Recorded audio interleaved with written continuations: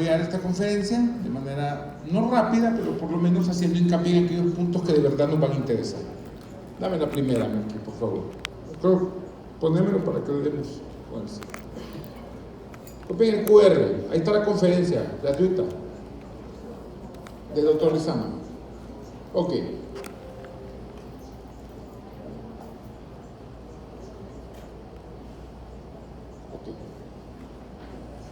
Bien, vamos a hablar un poquito de trastornos de ansiedad, el día a día de todos los consultorios, y es muy importante que tomemos en cuenta las cifras que sí importan. ¿Cuáles son esas? Bueno, los trastornos de ansiedad son los trastornos más comunes en el mundo. En el 2019 se habla de 301 millones de personas en el mundo afectadas por trastornos de ansiedad, o sea que hay consulta y hay comida. Interesante entender que afecta más a mujeres que hombres, aunque la brecha se ha disminuido mucho. Antes era 3-1, luego un tiempo fue 4-1, luego 3-1, luego 2-1 y hoy 1.5-1.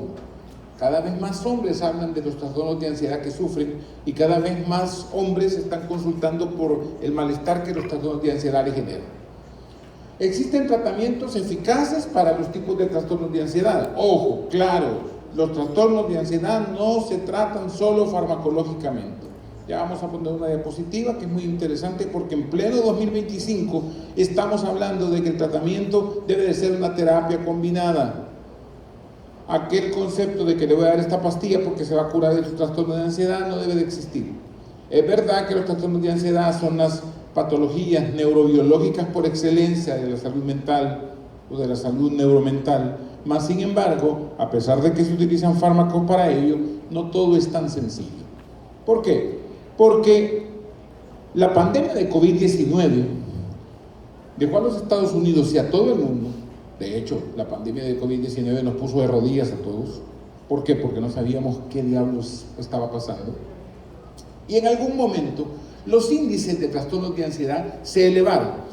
La respuesta a esto, preguntándole a uno de los expertos, el doctor Stephen Stahl, que es quien nos asesoró un poco para la presentación de esta conferencia, decía el maestro, es que lo que sucede es que a lo mejor siguen siendo los mismos números de trastornos de ansiedad.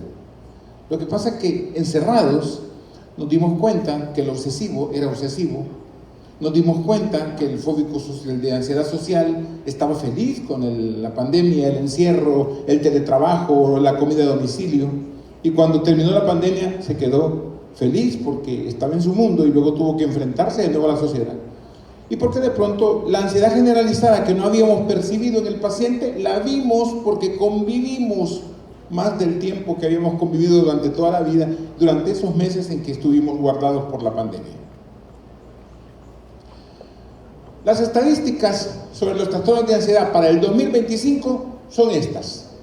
284 millones de personas en el mundo padecen de un trastorno de ansiedad. Ojo, fíjense bien la cita. Trastorno de ansiedad. Aquel concepto de ansiedad tiene que cambiarse. Porque la ansiedad puede ser esa sensación de nerviosismo y preocupación. La ansiedad puede ser también aquella frase fabulosa que cantaba Nat King Cole, un artista afroamericano que cantaba, hacía el crossover del inglés al español, que decía ansiedad de tenerte en mis brazos musitando palabras de amor, de un autor venezolano, que resulta ser que eso es ansiedad, pero no es un trastorno de ansiedad. Y el elemento de la prevalencia en los Estados Unidos de una cantidad enorme de adultos, 15, 20, 25 millones, padeciendo patologías propias de los trastornos de ansiedad. Trastorno de estrés postraumático, trastorno de ansiedad social, trastorno de pánico, 6 millones, 8 millones, 7.7 millones. La alta prevalencia de los trastornos de ansiedad, alrededor del 10% al 15% de adolescentes antes de los 17 años padeciendo de trastornos de ansiedad. Los trastornos específicos de la ansiedad. Lo he hablado con mis estudiantes y lo decimos con claridad. La clave para el tratamiento de los trastornos de ansiedad radica en el primer paso. ¿Cuál es? Hacer diagnóstico de qué trastorno de ansiedad tengo.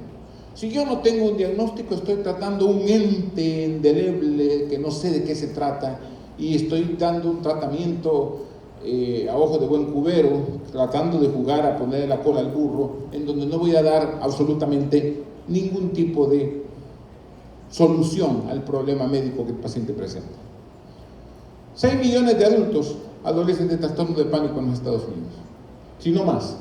Y el impacto en la salud mental y el impacto en la salud laboral es enorme, porque las pérdidas son enormes. En 1809 nació Charles Darwin, y un Charles Darwin joven, antes de escribir su obra cumbre, El origen de las especies, se permitió algunas incursiones en Sudamérica y comenzó con un padecimiento que se definía como una sensación de temor, acompañada por turbulentos latidos del corazón, sudor y temblores musculares. A los 27 años presentó su primera crisis, que en ese momento no sabían qué era. Fiebre sudamericana, fiebre de origen, trastorno disautonómico, eran nombres con los que se conocía lo que en ese momento parecía ser un ataque de pánico. Interesante entender cómo un ataque de pánico en este personaje motivó la creación de la paleontología en El Salvador. ¿Cómo? Bueno, es un viaje al que los invito a que vayamos.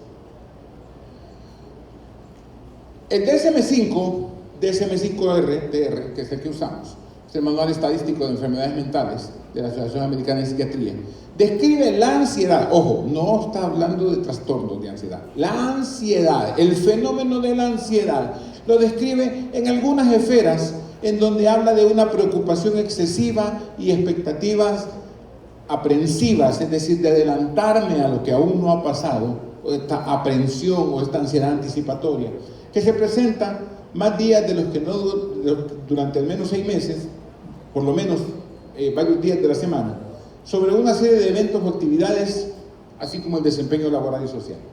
Dice el DSM-5 de que la ansiedad y la preocupación están asociadas con 3 o más de algunos síntomas, y habla de algunos de ellos que deben de presentarse más durante varios días, por lo menos en los últimos 6 meses. Habla de inquietud o de sentirse nervioso, fatiga fácil, dificultad para concentrarse, irritabilidad, tensión muscular, alteración del sueño, que puede ser una dificultad para conciliar el sueño, permanecer dormido, sentirse inquieto. La ansiedad, la preocupación o los síntomas físicos provocan angustia clínicamente significativa que provoca un deterioro tanto social, ocupacional y en las áreas de funcionamiento. Eso dice el DSM-5 sobre la ansiedad. Pero hay que entender que necesitamos hacer un diagnóstico preciso para poder clasificar los trastornos de ansiedad. Esa referencia del colega médico que te la manda un día lunes en la mañana y que dice que mando al paciente porque está mal de los nervios, ya no se vale. Eso no existe. Es imposible que yo esté hablando de este tipo de situaciones cuando el vigilante, el portero, la secretaria, la técnico está haciendo diagnóstico de trastornos de ansiedad. Hay que estar seguros de que tiene el paciente. Yo tengo que tener la certeza de clasificar a este paciente y hacer un buen diagnóstico y saber si se trata de los trastornos de ansiedad que están descritos pues por el DSM-5. Trastorno de ansiedad por separación, generalmente el niño o el adulto joven, con excesiva angustia por separarse de figuras paternas. El mutismo selectivo, que esta es la otra patología que está metida en este grupo, niños y adultos con problemas de situaciones sociales. La fobia específica, esos temores intensos o ansiedad intensa ante situaciones específicas, exposición a animales, situaciones, altura, sangre, situaciones sociales, la aerofobia, la claustrofobia. La ansiedad social o la fobia social, que es una de las patologías que está cobrando mucho auge, porque no es la timidez pura, no, es que el muchacho es tímido, no, es un trastorno de ansiedad social, la dificultad para poderse manejar en situaciones sociales donde se podría ser objeto de algún tipo de crítica, y en donde el paciente incluso es incapaz de poder comer en público, hablar en público, desenvolverse en público. El trastorno de pánico, ataques de pánico inesperados, con muchos síntomas de hiperactividad autonómica, palpitaciones, dificultad para respirar, sensación de muerte inminente. Si yo preguntara aquí quién ha tenido un ataque de pánico, ¿quién levanta la mano? No sé, pero es horrible. Es horrible, es intenso, es angustiante. Uno tiene la sensación de que va a morir. Y los ataques de pánico se clasifican y se definen si se trata de un trastorno de pánico. Así como la agorafobia, con o sin agorafobia, ya sea este miedo a los espacios abiertos o espacios cerrados. Importante esto porque el diagnóstico nos permite también poder hablar del famoso trastorno de ansiedad por consumo de sustancias o medicamentos. Mire, si usted se sienta un día y agarra 3 analgésicos, se los voy a mencionar: tramadol, diclofenac, etoricoxib, y revisa los efectos secundarios, todos comparten ansiedad, angustia, insomnio, nerviosismo. Todos. Y señores, somos médicos, estamos en el ruedo y estamos usando fármacos todos los días. Y estamos conscientes de que algunos de los medicamentos pueden provocar estos efectos. Así como el abuso de sustancias, que evidentemente pues algunas sustancias lo hacen más que otras. El trastorno de ansiedad debido a una condición médica. No es que el paciente esté trastornado, es que el paciente tiene una condición médica que genera un elemento de ansiedad asociado a su condición propia médica y personal. Un paciente hipertenso, diabético, un paciente con un síndrome metabólico, un paciente que está en una remisión de alguna patología infecciosa, puede en algún momento presentar una condición de ansiedad. Entonces es bien importante esto porque el primer paso es el diagnóstico del trastorno de ansiedad que el paciente tiene. Recordar que actualmente para el 2025 ya el DSM-5 sacó el trastorno obsesivo compulsivo y el trastorno de estrés postraumático de la clasificación de los trastornos de ansiedad generales y los puso en capítulos aparte. ¿Por qué? No es por gusto. El TPT se ganó ese puesto. Y el TPT se ganó ese puesto porque es una patología un poquito discordante, ya no es un trastorno de ansiedad puro. Hay otros elementos neurobiológicos y algunos neurotransmisores involucrados. Se hablaba de serotonina, se hablaba de noradrenalina en un principio, luego de serotonina, hoy de glutamato, hoy de vías aferentes, hoy vías de conexiones límbicas, una cantidad de cosas de las que estamos hablando. Las neurociencias en pleno 2025 ya no admiten aquella percepción de que no, es que es algo, es aquel concepto antiguo de endógeno que ya no se aplica. Hoy sabemos que hay un problema neurobiológico.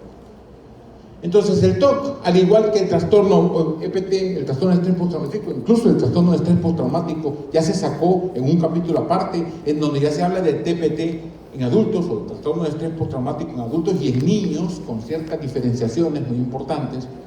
Y el TOC, que ya se observó que tiene una categoría diferente, incluso a la hora del tratamiento ya no solamente se habla de ciertos paradigmas, sino que hay una cantidad de cosas que se ocupan.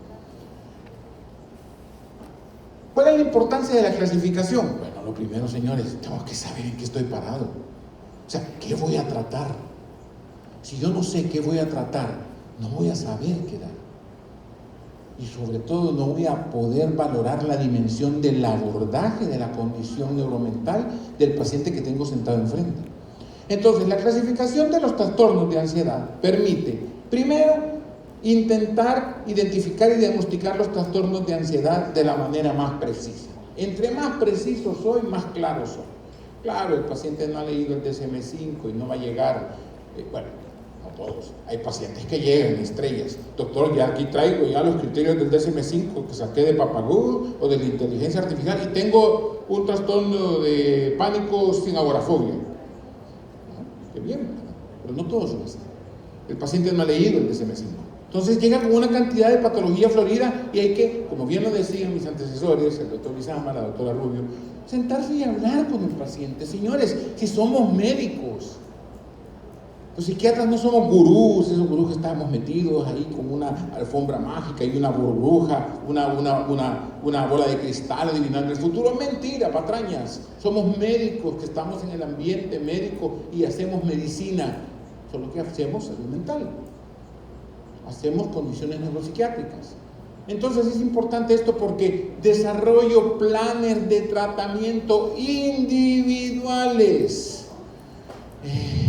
Mi Chelita, tómese la pastilla que la vecina se tomó porque le cayó bien para lo que ella tenía. No. paciente tiene, como se le explica al paciente, este tratamiento es para usted y es para su condición y es su situación y de esta manera se va a abordar. Y eso es importante porque nos permite también hacerle ver al paciente que es un tratamiento individualizado.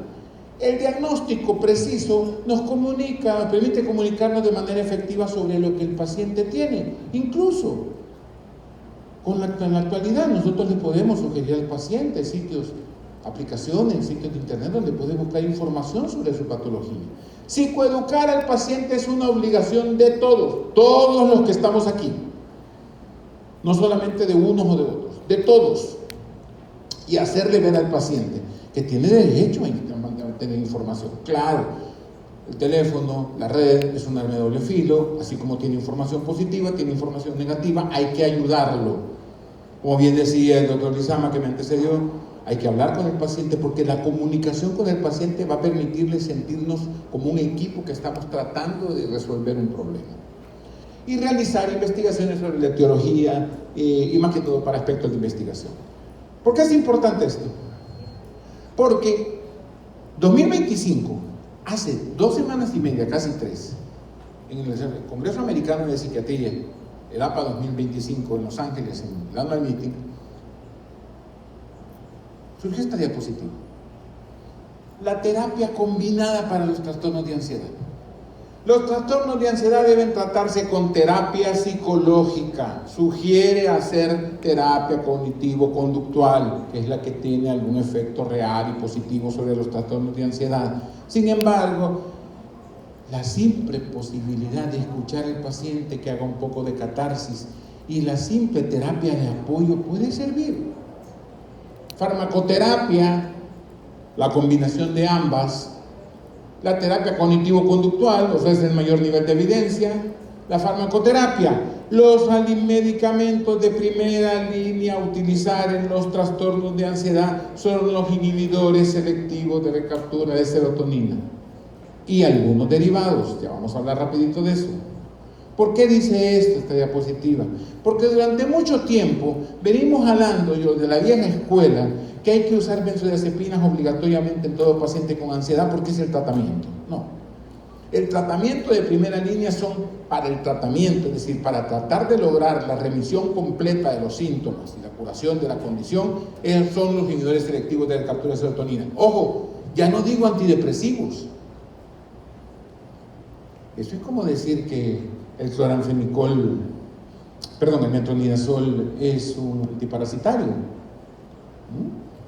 Se ha usado el metronidazol en infecciones bacterianas anaerobias y en algunos procesos infecciosos. Se ha utilizado por una cantidad de cosas. O decir que la aspirina es un analgésico. Si no, pregunten a los ginecólogos que le dan a las embarazadas aspirina para mejorar algunos problemas en las preeclampsias y algunas enfermedades asociadas.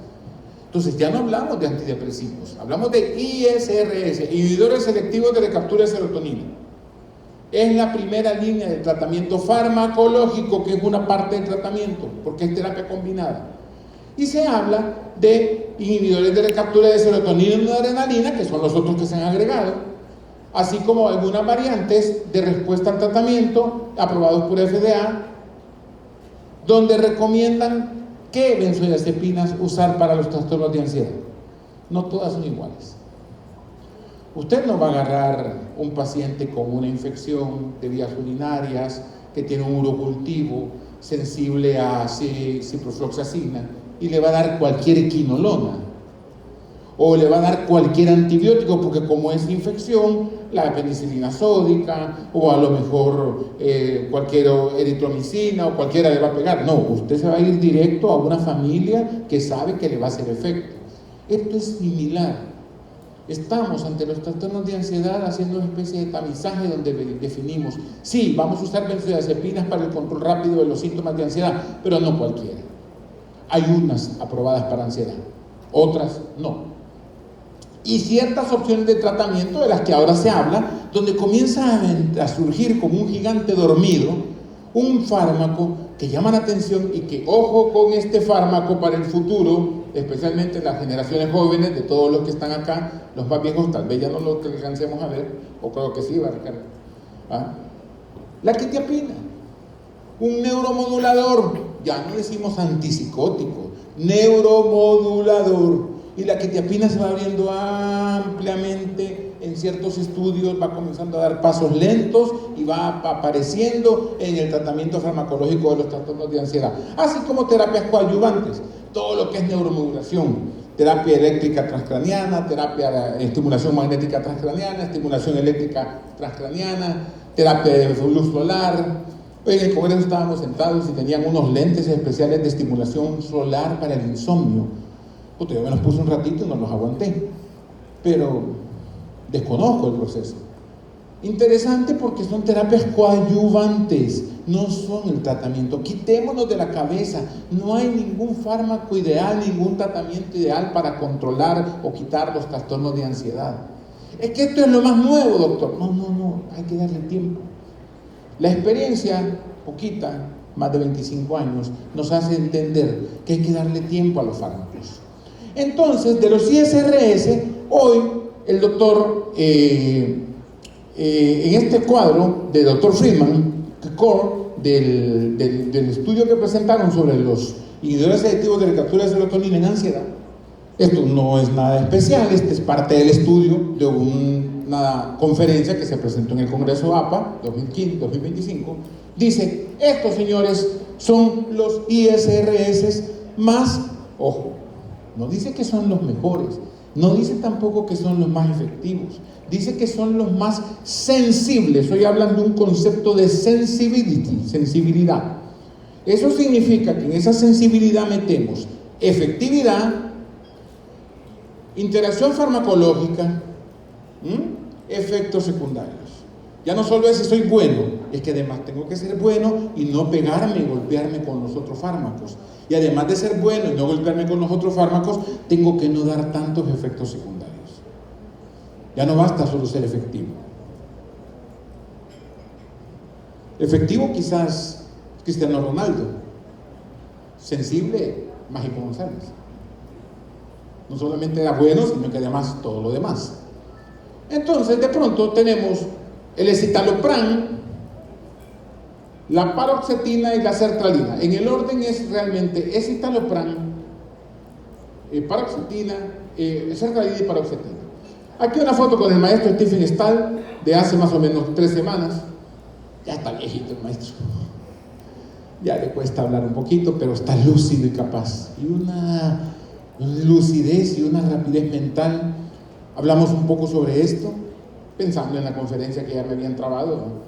Y estuvimos hablando un poquito sobre algunas cosas y nos dio algunas, él le llama The Pearls of the Psychopharmacology, las perlas de la psicofarmacología. Y quienes han tenido acceso al manual de Stahl, el manual de psicofarmacología, que se llama en español La Guía del Prescriptor, es una belleza. Trae la lechita, ¿verdad?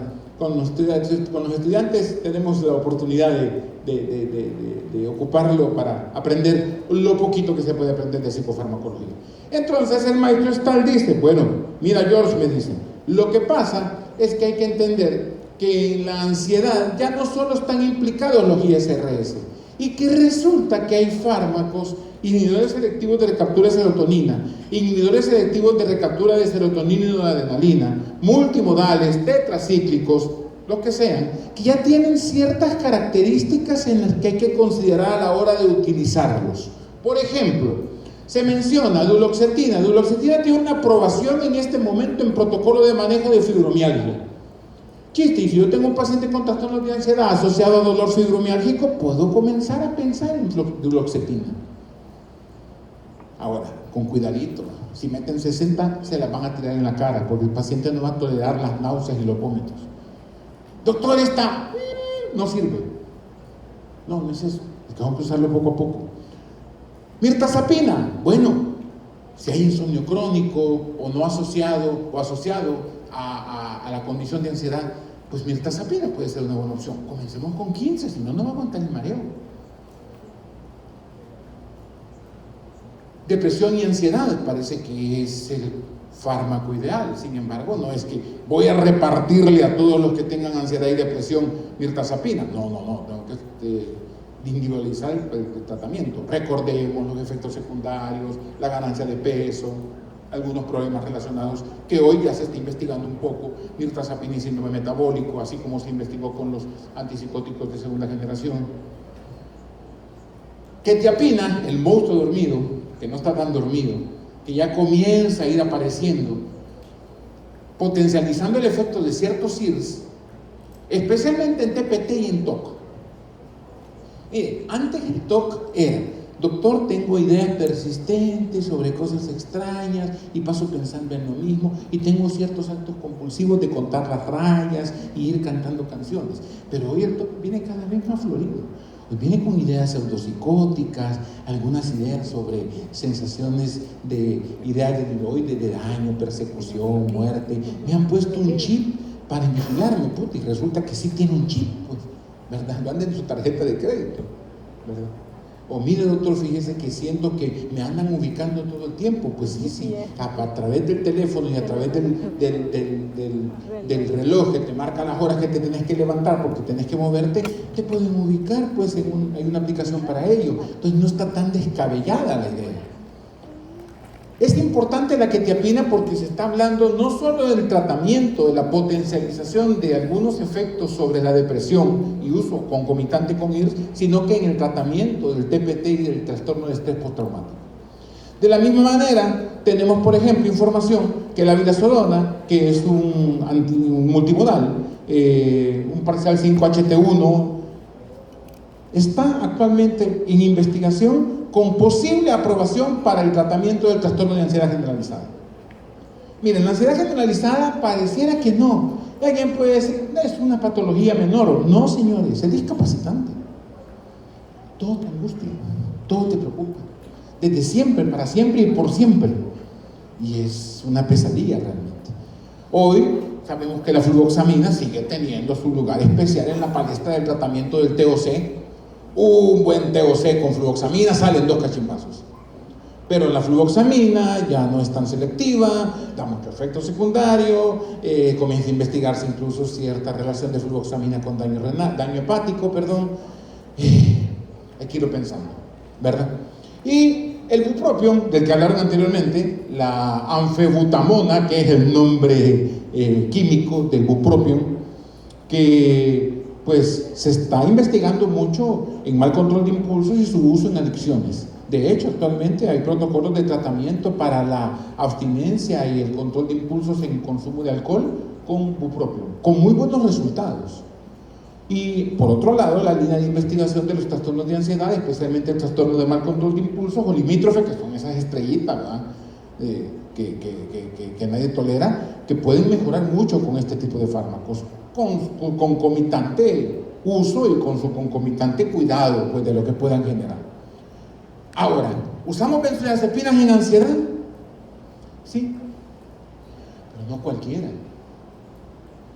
Le voy a dar una benzodiazepina, le voy a dar una que hay por ahí. No. En trastornos de ansiedad dice claramente la información para el 2025 que hay que tener un conocimiento integral que facilite la toma de decisiones sobre qué benzodiazepinas usar. Señores, no es lo mismo Chana que Juana. No es lo mismo temazepam, diazepam, nitrazepam, oxazepam, lorazepam, clonazepam, alprazolam. No es lo mismo. No es lo mismo. Aprobadas actualmente, el objetivo de la benzodiazepina es diferenciar de las benzodiazepinas cuáles tienen el perfil farmacológico que yo necesito. Entonces volvemos al concepto de sensibility, que es eficacia, efectos secundarios e interacción farmacológica. Vi a la niña Chabelita, que es una paciente que tiene 89 años, que tiene desde hace 10, 12 años, toma 0.5 miligramos de clonazepam por la noche. Y viene un colega de medicina general, gracias a Dios, Hayan, porque no tiene otro nombre, y le quita el clonazepam porque es adicta al clonazepam. Y la viejita hace un rebote marca diablo. Dejó de dormir, se puso angustiada, desesperada, bueno, casi le ingresamos. Si no le ingresamos porque no tenía pisto. No, hay que hablar claro, ¿no? Y no hay que andar con paja. Entonces, se queda uno, bueno, ¿y qué pasó aquí? No, que la adicción a la benzodiazepina, doctor, no sea pendejo, vaya a estudiar las adicciones, hombre. Vaya a estudiar qué concepto tiene adicción, tolerancia y abstinencia. Cómo 0.5 miligramos de clonazepam utilizados durante 10 años van a generar una adicción si no ha habido tolerancia. ¿Y para qué se lo va a quitar si tiene 89 años? Déjala vivir en paz. O sea, aquí es donde creo que hay que ir a revisar el libro, y amigos, colegas, estudiantes, gente que nos acompaña, sentémonos a leer. No tiene nada de malo. Todos aprendemos todos los días. Hoy estamos aprendiendo, hoy estoy aprendiendo. Voy a buscar el ginseng coreano, ahí me decís dónde, ¿verdad? Aunque sea unas 10 cajas para comprar, ya algo me va a servir, pues, aunque sea para hacer cosquillas en la garganta por el té, pues. Implementar planes de tratamiento personalizado. La benzodiazepina de cada paciente es la benzodiazepina que le corresponde por sensibility, no la que yo quiero, no la que me gusta, no la que hay en el seguro, no la que hay en la farmacia, no la que tengo, bueno, hoy muestras no porque son controladas, la mayoría, pero no la que vino a darme paja la visitadora, que es la mejor que acaba de salir. No hay benzodiazepina mejor.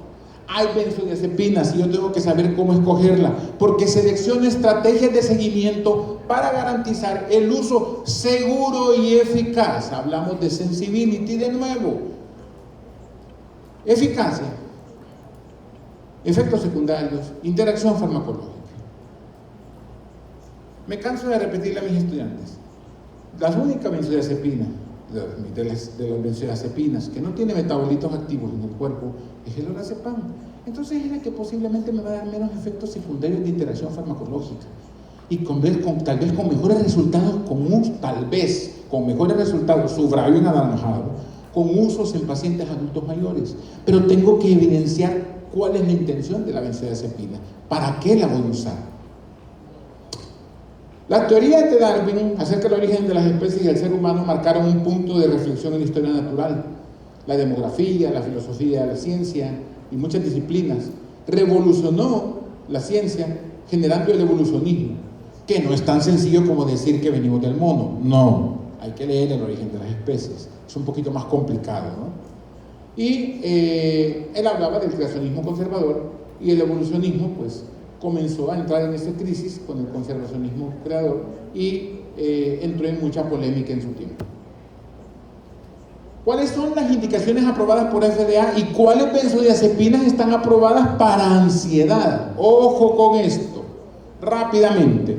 A la cabeza, alprazolam, indicado para los trastornos de ansiedad y los trastornos de pánico, incluida la agorafobia. Ojo, dice claramente, la aprobación es para trastornos de pánico, incluido el pánico con agorafobia. Alprazolam. ¿Eficaz? Sí. Interacción farmacológica, poca. La de todos. Efectos secundarios, como todas las benzodiazepinas, pues tan sueño, hombre. ¿Qué le está dando? La somnolencia, pueden dar un poquito de ataxia, pueden dar una sensación de confusión, dependiendo del paciente.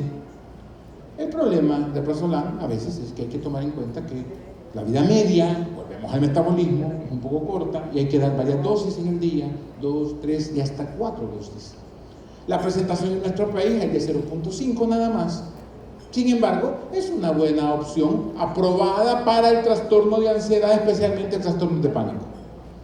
No le vas a dar cualquier cosa para el trastorno de pánico. Seguimos hacia abajo el clordiazepóxido, olvidémoslo. Tratamiento del síndrome de abstinencia alcohólica, durante un tiempo tuvo la palestra, aunque fue desplazado por otras benzodiazepinas un poco más duras, como el clonazepam, el nitrazepam, el oxazepam. Nosotros usamos clordiazepóxido en la residencia al inicio, luego fue descartado. Chema Cifonte dijo que ya no, pero lo ocupábamos y no reventábamos las abstinencias. Abstinencias que también dependen, ¿verdad? Le hemos dado grave severa, o la abstinencia grado 1, grado 3, grado 4, o lo que la SAM dice, abstinencia, sí, síntomas de abstinencia, con ansiedad, con síntomas psicóticos, con síntomas de agitación, O sea, depende, pues, por eso tengo que hacer diagnóstico. Mi primer paso para el tratamiento es el diagnóstico. Pero si no sé en qué me estoy parando, si tengo un paciente con un síndrome de abstinencia alcohólica psicótico, metele una camionada de clobazam, no le va a funcionar. No le va a funcionar. El clonazepam, el famoso ribotril.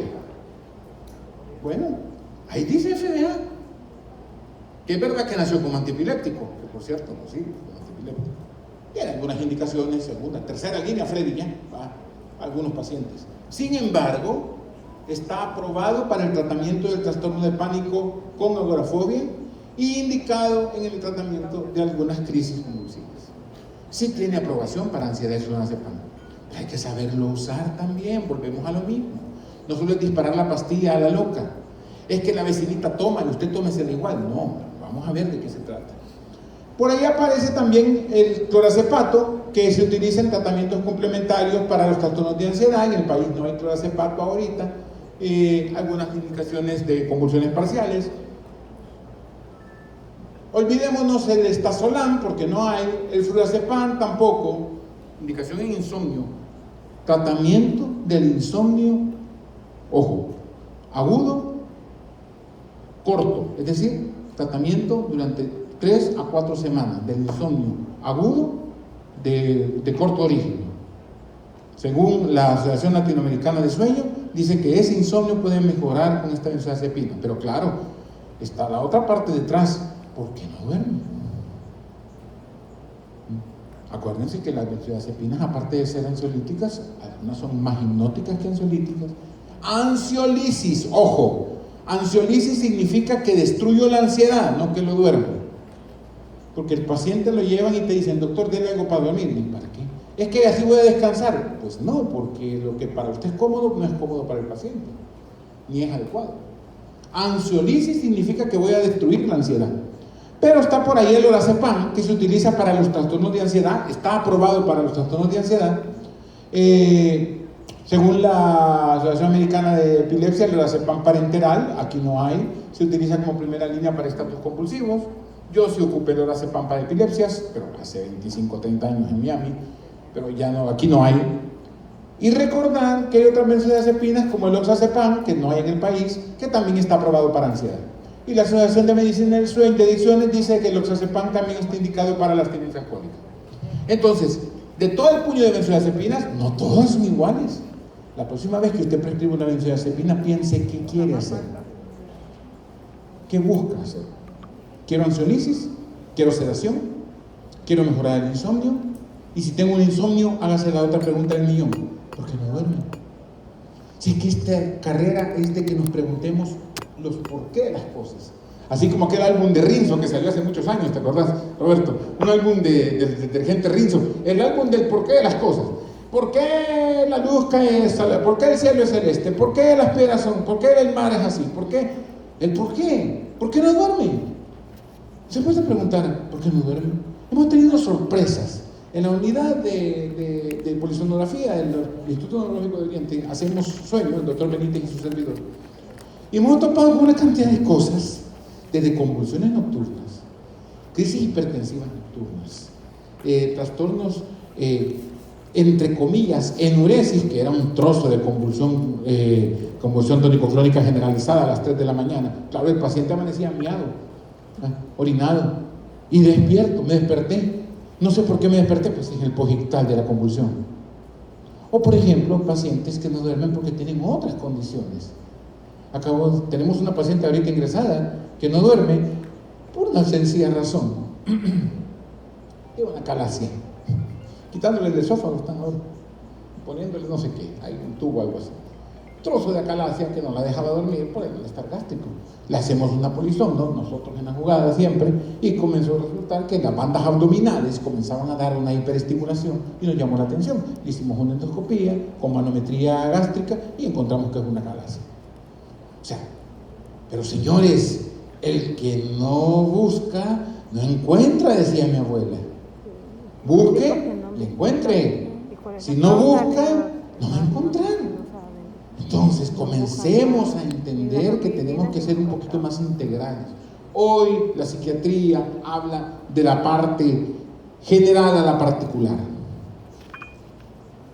Está deprimida la señora, denle un antidepresivo, puta, y con 5 de hemoglobina. Algo pasa, ¿no? El paciente está bien ansioso y nervioso y no duerme. Mándale una creatinina, hombre.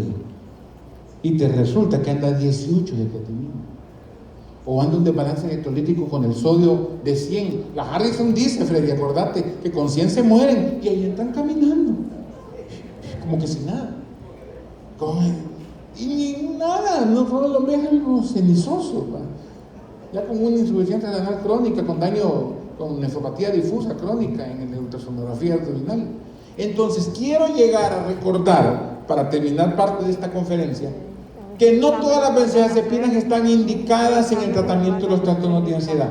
Hay que recordar, sí, efectos secundarios, y hay que recordar las poblaciones especiales. ¿Cuáles? Niños y ancianos. Doctor, ¿y le va a dar benzodiazepinas a ese niño de 8 años? ¿Por qué no? Si lo amerita, sí. El doctor Figueroa nos antecedió hablando de trastorno de déficit de atención con hiperactividad, y un puño de ojos hipotes que ganan que fueran tranquilitos como Pedrito, que fue el que habló. Esos monos chingan, y esos monos joden, y un puño de esos monos no van a mejorar con el metilfenidato así nomás, ni con el estatera, que la estatera es medio paja. Ni el metilfenidato los topas con ganas, y a veces no mejoran. ¿Qué te toca? Un antipsicótico. Una buena cantidad de pacientes andan con aripiprazole, incluso con risperidona. En dosis que te quedas con la boca abierta. Puta, ¿cuánto le da de risperidona? 6 miligramos, sí, pero ahí está, ya no puede tanto. O sea, de pronto entender que en medicina nos vamos a ir topando con pacientes individualizados con diferentes patologías. Con los avances científicos en Europa, los triunfos políticos liberales, Darwin pues fue calando poco a poco en las sociedades hasta que El Salvador pues no fue la excepción, ¿verdad? Ahora, rápidamente, porque sé que hay hambre. Seguridad de los ISRS en primera línea junto con el uso de benzodiazepinas en el tratamiento farmacológico. El riesgo de toxicidad de los ISNS aumenta cuando el citalopram, no me interesa, pero el escitalopram, sí, la fluoxetina, la fluoxamina, la paroxetina, esa sí me interesa, se administra junto con sumatriptan. Cuidadito en migrañas. Tengan cuidado con esa combinación de 10 miligramos de escitalopram con naproxeno de 500 más sumatriptan de 80 miligramos. Cuidadito. Crisis hipertensiva severa, taquicardia, sensación de angina inestable. Y la toxicidad del sistema nervioso aumenta cuando la sertralina, por ejemplo, se administra junto con el sumatriptan. Cuidado con sertralina y sumatriptan, cuidado con todos los ISRS y sumatriptan. Ojo, yo no estoy diciendo que no se pueden usar, claro que sí, pero hay que ser cuidadosos. Y hay que ver la posibilidad de que la sensibility ya no sea problema de eficacia, sino que de interacción farmacológica con otros fármacos, que el paciente no llega tomando solo un fármaco. Ahí llega la niña Basilia que entra con una bolsa de Simán llena de pastillas. Doctor, esto toma. Madre, ¿cuánto lleva? 18. ¿Y usted le va a poner 2 más? Ya no le va a alcanzar la receta. Entonces, comenzar a valorar la polifarmacia, especialmente en poblaciones especiales. Ojo con la seguridad. El riesgo de hemorragias aumentada de los ISRS cuando se administran junto con ciertos AINES. Estos estudios son de fluoxetina y ácido acetil salicílico. Cuidado con la aspirina. Sí, yo tomo aspirinita, doctor, una cardioaspirina, 90 miligramos, la otra que sí, la infantil. Entonces, cuidadito con esto, con el uso. Ahora, hay un analgésico al que yo le tengo miedito, más por experiencia personal, no mía, sino que por experiencia con pacientes, y que hay que ser cuidadoso en su uso, que es la combinación de ISRS y tramadol. El tramadol solo, si vos no lo has tomado y sos novel y te un tramadol con diclofenaco o cualquier cosa, disque para el dolor, caes doblado como que vos chucho con un accidente porque te da una hipertensión ortostática severa, ya no digamos combinado. Hay que ser cuidadosos. De hecho, el tramadol es el único analgésico capaz de poder producir por sí solo estados pseudopsicóticos. Ojo, porque lo estamos usando. Revisen lo que recetan, pues. Así que el problema es ese. No revisamos lo que recetamos. No revisamos lo que estamos viendo. Importante, fluoxetina inhibe el metabolismo de la ropivacaína. ¿Cuándo es importante esto? Señores, con el dentista, hombre. ¿Y qué cree que le ponen en la boca para dormirlo? Mepivacaína, ropivacaína, bupivacaína. Nadie está usando silocaína, pues, por los efectos de las reacciones anafilactoides. ¿Pero qué le pone el dentista? Pregúntale al dentista, por muy chivazo que sea, ¿qué le pone? Ropivacaína. Y cuidado, porque de pronto si tiene un paciente tomando un ISRS y lo va a mandar al dentista que se arregle los dientes porque quiere una sonrisa frescapil, el problema es que puede tener esa complicación. Y efectos sedantes potenciados si la sertralina se administra junto con solpidem. Cuidadito con esto, porque resulta que estos fármacos son fármacos que en algún momento determinado se están utilizando y proporcionando ahorita para el tratamiento del insomnio. Son estos hipnóticos no benzodiazepínicos. Cuidado con ellos. Cuidado con el uso concomitante con ISRS. Es más, aquí entre nos, ya pagaron el Congreso, la reinita. Así que como ya pagaron el Congreso no podemos hacer nada. Pero, perdónenme, pero es mi mujer. Entonces, no, pues sí, es mi mujer que estoy en conferencia. Entonces, de pronto, cuidado con los hipnóticos no benzodiazepínicos porque hay una alta incidencia. Oigan, población joven que por primera vez toma el hipnótico no benzodiazepínico para un trastorno del sueño agudo, la posibilidad de una reacción completamente analógica, es decir, una reacción en contra de lo que espera. En lugar de dormirse, se agita, se pone agresivo, se altera, se desnuda, corre por la casa, se zurra en la mesa del comedor y nadie se acuerda qué pasó el siguiente día. Son estas reacciones que algunos de estos hipnóticos no benzodiazepínicos, sopiclona, solpidem, pueden generar. No digo que la van a generar en todos los pacientes, pero fíjense en la población, jóvenes abajo de 18 o 20 años, que por primera vez toman un hipnótico no benzodiazepínico. Importante también recordar que con los ISRS, en la sensibility, viene la seguridad. Este maestro es migueleño, bueno, era migueleño. Es el doctor David Joaquín Guzmán, Martorell, el doctor David Guzmán. David J. Guzmán se llama el parque, ¿no? Él era conocido por la famosa oración a la bandera, él hizo la letra, pero introdujo en el país las ideas darwinistas en 1870 y comenzó a crear la posibilidad de la creación de la paleontología en El Salvador. Ojo, ISRS, especialmente estudios de fluoxetina que potencian el efecto anticoagulante de cumarínicos. Hay ciertos ISRS que están como condicionados, por ejemplo, para ser usados en pacientes postinfarto. Se está hablando, por ejemplo, de valorar el efecto cardiotóxico de los ISRS, que vamos investigando y cada vez que va pasando vamos aprendiendo nuevas cosas. No son tan inocuos a nivel cardíaco. Y recordar ese efecto sobre los cumarínicos. Al mismo tiempo, recordar también, fluoxetina y fluoxamina aumentan la concentración plasmática de la carbamazepina. ¿Qué antiepiléptico le dan a los pacientes en los hospitales nacionales? Carbamazepina y fenitoína. Entonces, si yo le doy un ISRS como fluoxetina y fluoxamina, corro el riesgo de aumentar la concentración plasmática de carbamazepina o incluso aumentar la concentración plasmática de la fenitoína. Entonces, ¿qué va a pasar? Pues intoxicar al paciente.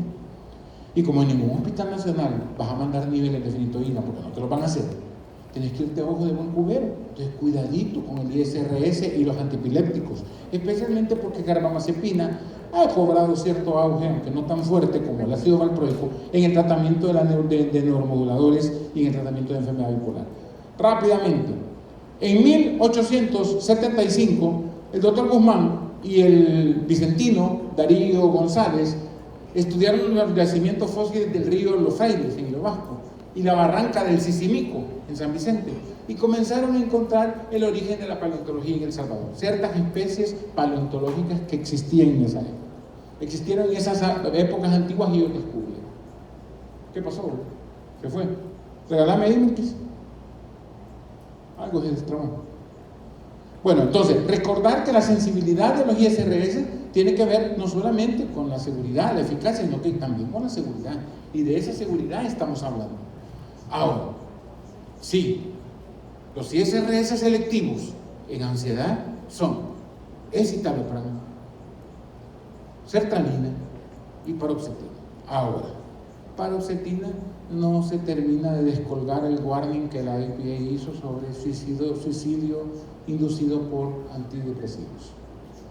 Entonces, sí, al final se llegó a la conclusión de que parecía que no, que lo que pasaba es que la idea suicida ya estaba metida ahí y que de pronto, pues en algún momento determinado, el paciente, al mejorar su estado anímico, lograba tener el deseo de poderse quitar la vida, pero interesante porque apareció con paroxetina.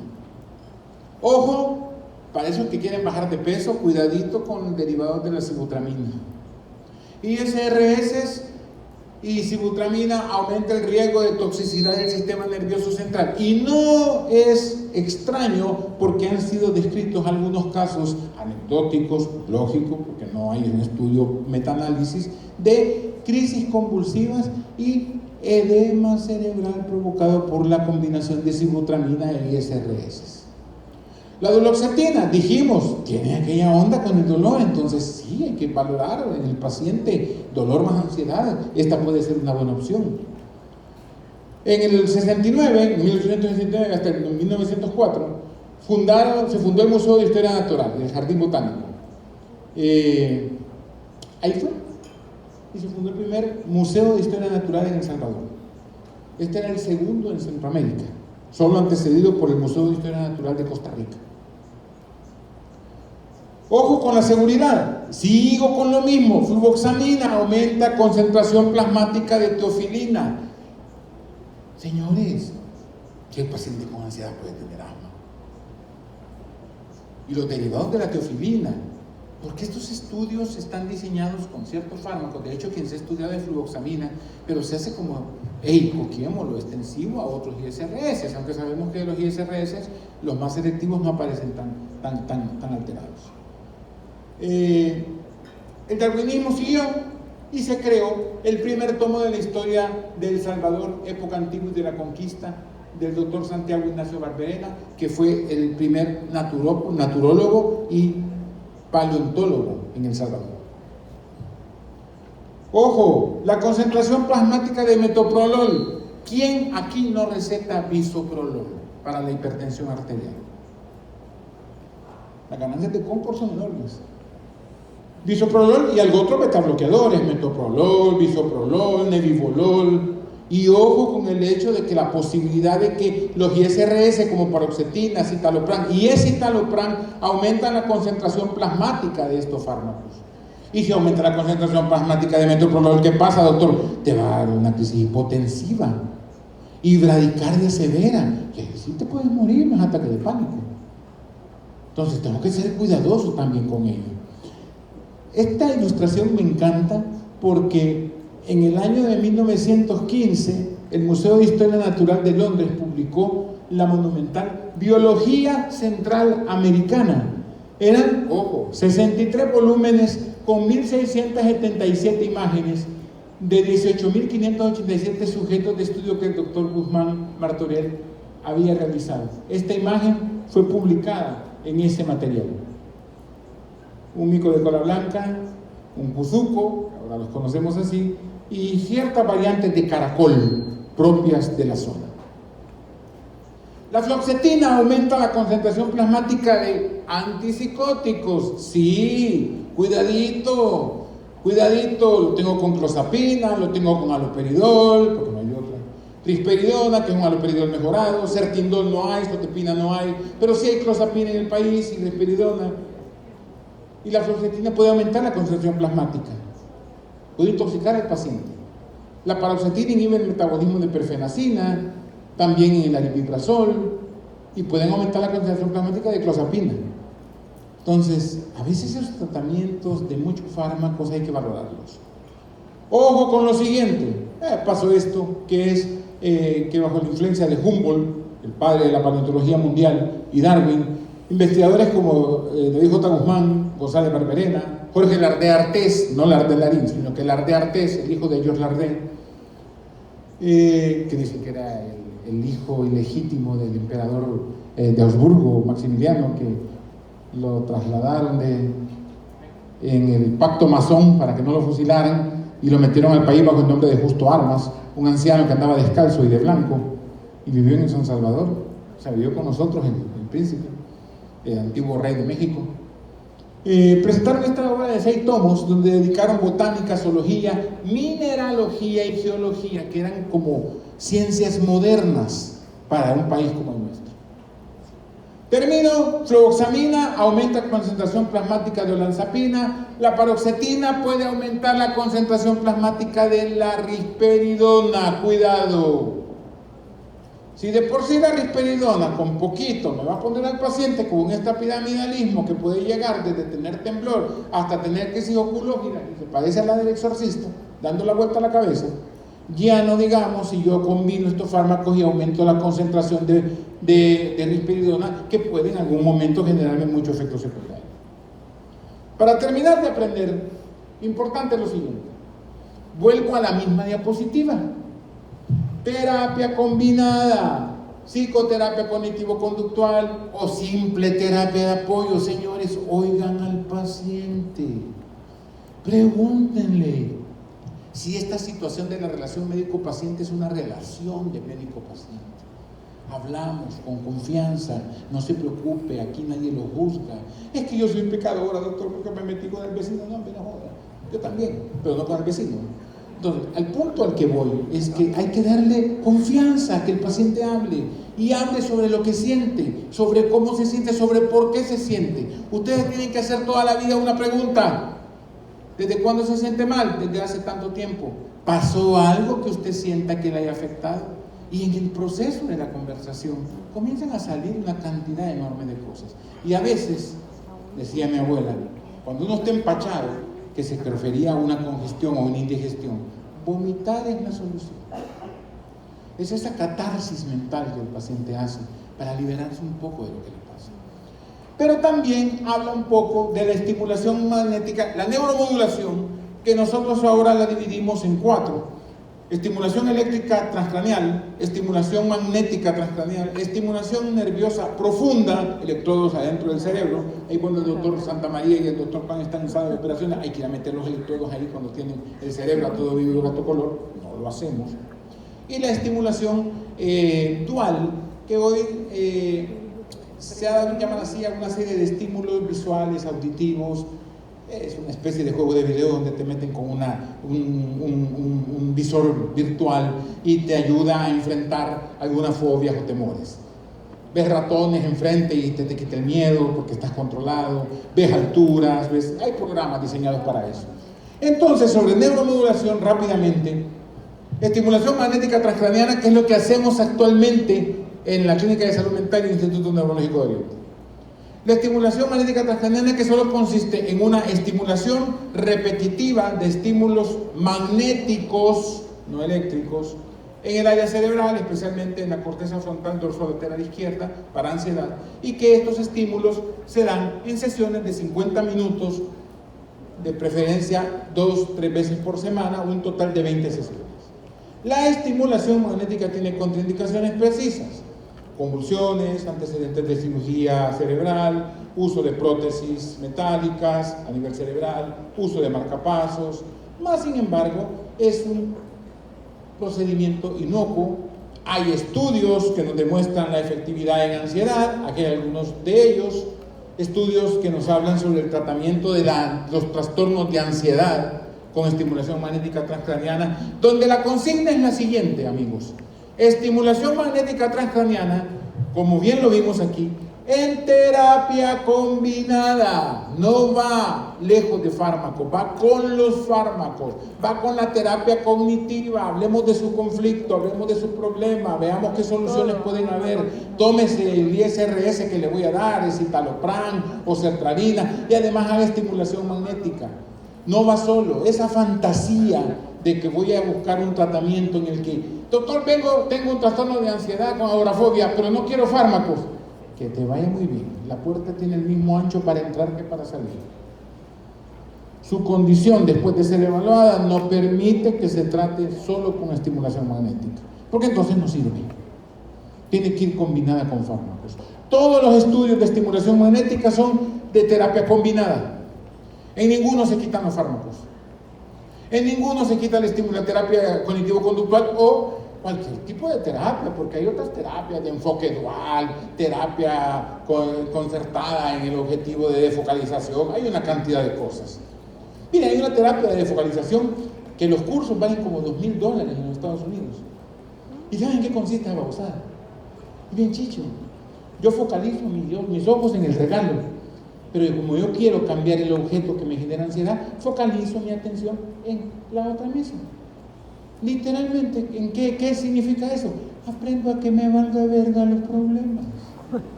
Sí, hombre, en salvadoreño, ¿verdad? Pero esa es la terapia de sensibilización focalizada. Dirijo mi atención a las cosas importantes. Ya no me preocupa que tengo que pagar las deudas, sino que me oriento a disfrutar lo que tengo. Ya no me preocupa que no me llevo bien con la mujer, sino que me busco otra. No, tampoco así. Pero de pronto, de alguna manera, bien o mal, por ahí va la cosa. Estos estudios hablan de la estimulación magnética en poblaciones con trastornos de ansiedad y con resultados efectivos, con P significativas, siempre en terapia combinada. El Journal of America del 2000, el doctor Noyes, que es un investigador, historiador, por cierto, que es psiquiatra, es un señor que no está muy viejo, de aquí del lado de Arab. Creo que él es británico, de Oxford, no estoy seguro. Pero en el Journal de American Medical Association y el doctor Thomas Parlin dicen que lo que tenía Darwin era ataque de pánico. No era fiebre de Sudamérica, ni era encefalitis, ni era una enfermedad de disautonomía ventricular. Eran ataques de pánico. Y a los ataques de pánico le debemos la paleontología en El Salvador. Ya me dijeron que me calle, así que termino rápido. En el American Psychiatric Association, el doctor Nemerov, que es un maestro tejano, que anda con sombrero y unas grandes bototas, buena persona, Nemerov lo conocemos, acordate, estuvo acá un par de veces, es una buena persona, habla en español, pero macheteado, porque tiene una medio familia mexicana. Presentó esto, nuevas vistas, nuevos tratamientos, en el tratamiento del desorden de ansiedad y los desórdenes del estado de ánimo. ¿Y de qué habló Nemerov? Habló básicamente de lo siguiente. Rápido. Psicodélicos para la ansiedad, el futuro. No sé hasta dónde. ¿Qué sugiere Nemerov? Uso de LSD sintético. Ya lo hay. Vienen unos papelitos como curitas que te pones debajo de la lengua. LSD sintético. No LSD que es natural, porque eso no va a llevar una concentración adecuada. LSD sintético, droga de diseño para distracción, para oír a Led Zeppelin, para sentirse bien, pero hoy para el uso en los trastornos de ansiedad. Psilocibina, la 5-MeO-DMT, que es un medicamento que se ocupa, es un estimulador de tirosina y que de alguna manera funciona. La ayahuasca, que los viajes con ayahuasca pueden ser buenos, malos, peores y horribles, ¿verdad? La ibogaína y la mescalina, así como cannabinoides para el trastorno de estrés postraumático. Todo esto está probado en estrés postraumático. Cannabinoides, pues sí, no la marihuana del vecino de allá de La Molino, no, sino que marihuana hidropónica, creada en viveros, con cantidades adecuadas para que tú la puedas consumir y que libere los cannabinoides que son positivos, adecuados, no cualquiera. Fasedienol para el tratamiento de la ansiedad social, que está en investigación. Psilocibina en el tratamiento del estado de ánimo. El LSD en ansiedad generalizada. La MDMA, los estudios de MDMA y de MDA, o sea, 3,4 metil destroanfetaminas y 3,4 metil destroanfetaminas y metilanfetaminas. Los estudios lo bloquearon. La FDA dijo, no sirve. No sirve. Es molly. Es una droga de diseño. Entonces hay que ser cuidadoso con ello. Y termino, se están usando cosas que llaman la atención. Hoy se está hablando de la teoría de la megabiota. Vas a tomar los probióticos que tomas para la diarrea junto con los ansiolíticos para mejorar la liberación de serotonina a nivel intestinal. Es más, se habla de trasplante fecal, pero ahí sí ya me llevo yo, ¿verdad? Eso de comer mierda no me gusta. Y dice Nemerov, es que también entran en depresión. Eso ya sabemos, hay mucha experiencia. Por acá está la doctora Villatoro, con mucha experiencia en que también intranasal. Están usando dextrometorfano combinado con bupropión. No me expliquen, me pregunten cómo, no sé ni de entender el mecanismo de acción. Pero le dan bupropión y dextrometorfano, y esa babosada que te dan para la tos. Y parece que mejora algunos estados del ánimo, incluso en algunos desórdenes de ansiedad y depresión. Para terminar, porque ya me dijeron que hay que ir a comer, rápidamente pasó esto y quiero decir lo siguiente. Gracias por aguantarnos. Esto es lo que hay en ansiedad.